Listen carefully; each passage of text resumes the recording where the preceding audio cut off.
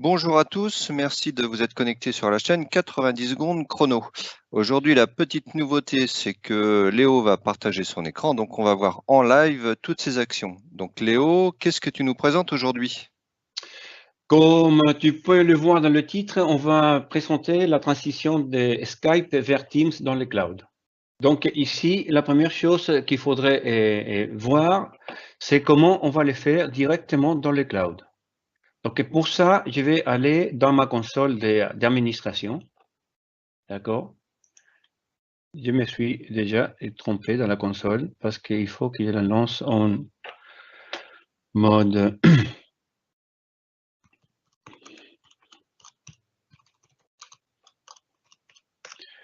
Donc, je vais ouvrir la console d'administration de Office 365.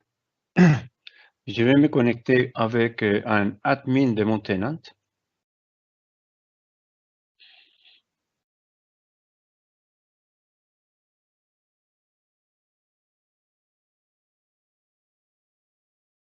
J'essaie de faire tous les pas pour ne pas oublier, comme la console d'administration Skype Teams est nouvelle, et qu'on puisse savoir où il se trouve et comment la lancer. Donc, il y a très peu longtemps qu'on a, on peut dire, ajouté la partie Teams avec la console de Skype. Avant, il fallait aller de façon séparée. Donc, il est ici maintenant. Donc, je vais l'ouvrir dans une nouvelle tabulation. Ça, c'est le portail classique tel qu'on le connaît et auquel on peut accéder à tous les workflows.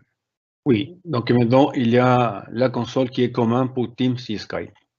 Donc, on va aller sur la console Teams et Skype.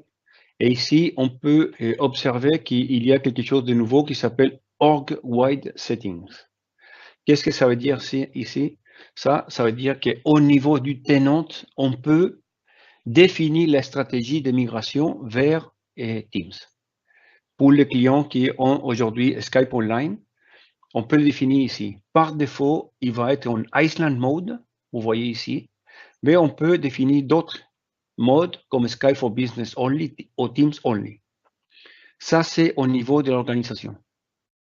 Et on a aussi, juste en bas, si on peut, une fois que le client va être modifié ou il va être migré, qu'on peut annoncer ça dans le client qui est dans le poste de l'utilisateur. Island, c'est en anglais, et ça veut dire une île, donc ça veut dire que les deux applications ne partagent rien. Chacun, il est dans son propre, on peut dire, périmètre. Ok, Ça veut dire Island Mode. Donc, Island Mode, on est dans une île, d'accord? L'île Teams ou l'île Skype, et donc on partage rien. Donc, ça, c'est le défaut pour que les gens puissent activer Teams sans pourtant, on peut dire, changer le comportement de l'utilisateur par rapport à l'outil qu'on intend de faire. Donc, ensuite, il y a les préférences pour la partie meeting, si on peut utiliser Skype ou l'application Skype, donc la partie web. Ça, c'est au niveau de l'organisation. Après, on a la même chose au niveau de l'utilisateur. Donc ici, par exemple, je viens de changer un utilisateur pour la démo. Si je prends un utilisateur dans la console d'administration, donc on va voir que en bas, il y a aussi la partie Teams et Upgrade. Donc, vous voyez bien qu'ici, j'avais sélectionné pour que cet utilisateur maintenant utilise Teams. C'était un utilisateur normal qui jusqu'à maintenant utilisait Skype. Je viens de les changer. Donc ici aussi, j'ai les options au niveau utilisateur. Donc on a les deux. On peut les changer au niveau de l'organisation qui affecte tout le tenant ou, et on peut dire, utilisateur par l'utilisateur. Ça, c'est la première chose. L'autre chose que c'est important ici aussi, on peut faire, on peut dire quelque chose qui est un peu plus sophistiqué. On peut faire la migration et par PowerShell ou attendez une seconde, il faut que je me connecte ici. C'est pour me connecter. Hein.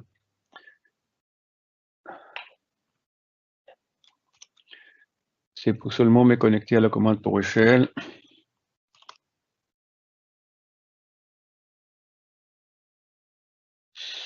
Et donc, en PowerShell, on peut faire exactement la même chose qu'on a fait au niveau de l'organisation et au niveau de l'utilisateur pour faire la migration et appliquer, on peut dire, une stratégie globale ou à l'utilisateur par PowerShell. Mais en PowerShell, on a des commandes un peu plus, on peut dire détaillées. D'accord? Donc, je vais vous le montrer ici. GCM et étoile Teams. Donc, il faut savoir que tous les commandes PowerShell Teams, ils sont aujourd'hui, pour la gestion, on peut dire, de les clients, ils sont des clients, hein, ils sont dans les connecteurs et Skype. Il y a aussi un module PowerShell Teams qui c'est pour créer et gérer les channels ou la création des groupes, mais pas pour modifier les propriétés de l'utilisateur.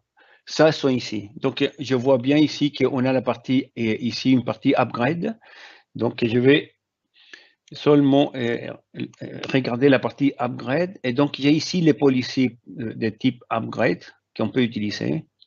Et donc, vous voyez bien qu'on n'a pas seulement les trois qu'on a montré avant, Iceland, Skype Only ou Teams Only, mais on a une combinaison de solutions qui permet d'utiliser plus ou moins en même temps Skype que Teams et pour aller à un moment donné qu'on utilise Skype tout seul.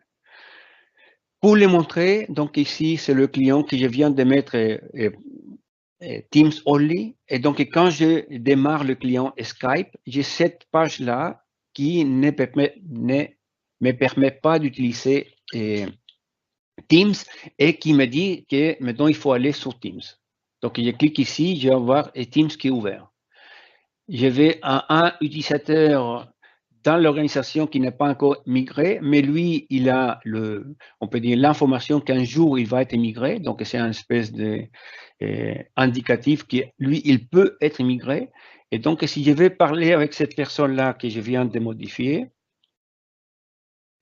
donc je les vois, déjà je les vois disponibles comme s'ils seraient dans Skype. Voyez? Et ici, je vais parler avec lui, d'accord? Je dis test pour migration. Donc, lui, ici dans cette chat, il me dit immédiatement que le client que j'ai trouvé ici n'est plus en Skype, mais il est en Teams. Donc, je vais basculer à l'utilisateur ici et je vois ici qu'il est en test pour migration et qui me dit aussi que l'autre personne qui est en train de chatter avec moi n'est pas en ce moment-là en Teams. Et je peux répondre à cette invitation-là. Je peux aussi, ici, par exemple, faire une opération supplémentaire depuis Teams avec cet utilisateur-là. Par exemple, je vais maintenant partager mon écran. Comme ça, vous pouvez voir qu'est-ce qui se passe quand on va faire une modification on peut dire, de le type de connexion. Il me dit que la personne n'y est pas et donc qu'il peut perdre des fonctionnalités parce qu'on n'a pas le même client. Voyez, normalement, il faut savoir que le principe, quand on est en meeting, donc on va faire un meeting, le meeting, il peut être joint, on peut dire, pour le même type de client que la personne qui a créé le meeting. C'est pour ça que maintenant, je me trouve avec un lien. D'accord? Je peux aller voir dans l'autre client, je vois qu'il y a un lien dans qui apparaît, et donc pour aller voir le partage d'écran, il va falloir que je clique sur le lien et il va m'ouvrir le client web, d'accord? Là, il faut installer le lecteur. Mais il va m'installer le client web pour pouvoir faire la transition. Donc ça, c'est pour vous dire qu'on a à peu près, on peut dire, maîtriser tout ce qui est transition entre Skype et Teams aujourd'hui et on est prêt pour faire un numéro incroyable de situations. Tout ça, il est expliqué dans ce document-là. D'accord? Dans ce document-là, vous savez ici la méthode pour pouvoir faire la transition. Ça suffit de faire Start Here. Et j'espère qu'il va basculer en français parce qu'on est dans un client français, oui. Donc, il va faire toute la transition ici. il va vous expliquer ce qu'on vient de faire et comment le faire. Et donc, il y a basiquement 2 types de transitions, la basique et la pro, que vous pouvez faire pas à pas.